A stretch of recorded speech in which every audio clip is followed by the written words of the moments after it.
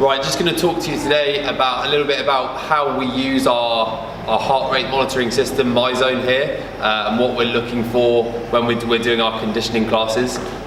Because a lot of the time nowadays, people seem to have got caught up in this craze of HIIT training, and the more intense it is, the better it is.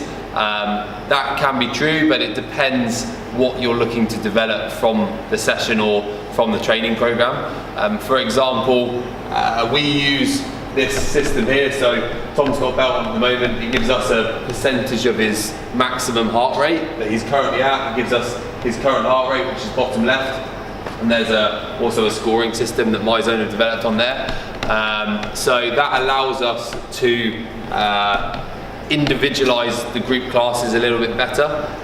So sometimes we'll actually end up slowing people down in the class rather than telling them to go harder. For example, HIIT training generally, what a lot of people are doing a lot of at the moment is in what we would call zone 2 here. So in terms of the zone 1 is 60 to 80% broadly maximum heart rate. So that's like an aerobic zone. Zone 2 is 80 to 90%, so that's a threshold zone, so where you start to become anaerobic. And then zone 3 is 90% up, so that's basically you can't stay there for very long. That's like VO2 zone. So people are spending a lot of time in this zone, which is great for things like fat loss, but in terms of general heart health, cardiovascular health, recovery from our other strength sessions, we don't want to be spending tons of time here. What we want to do is spend quite a lot of the conditioning, quite a high percentage of the conditioning session in this zone here.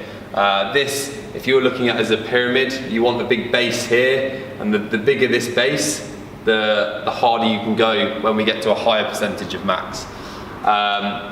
The other thing is, if you spend a hell of a lot of time here, it's a really good way to be constantly fatigued and also potentially injured.